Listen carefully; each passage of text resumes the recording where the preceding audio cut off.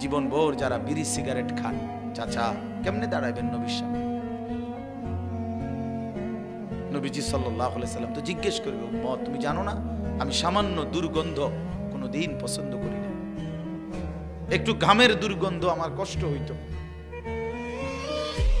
রাসূলুল্লাহ সাল্লাল্লাহু আলাইহি ওয়াসাল্লাম বলছে দুনিয়াতে তিনটা জিনিস আমার সবচেয়ে প্রিয়, এর মধ্যে এক নাম্বার হলো আত্তীব, সুগন্ধি, সুগন্ধি। দুই নাম্বার আমার বিবিরা, তিন নাম্বার নামাজ।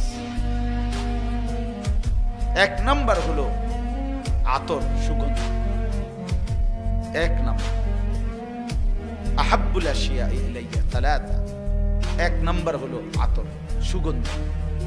সামান্য ঘামের গন্ধ লাগছে একদিন জুমার নামাজের দিন বয়ান করতেছে, তো রাসূলুল্লাহ সাল্লাল্লাহু আলাইহি সাল্লাম বলছেন গুসলুল জুমআতি ওয়াজিবুন আলা কুল্লি মুহতালিম। হাদিস, আল্লাহর নবী সাল্লাল্লাহু আলাইহি সাল্লাম বলছেন জুমার নামাজ পড়া প্রত্যেকটা বালেগ, তোমাদের প্রত্যেকের জন্য বাধ্যতামূলক জুমার দিন গোসল করা।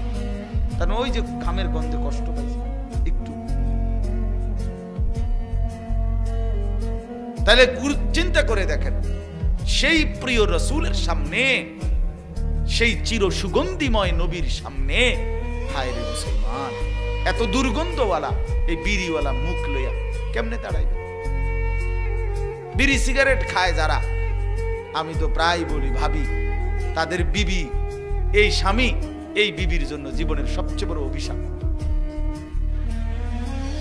এই বেটির জীবনে।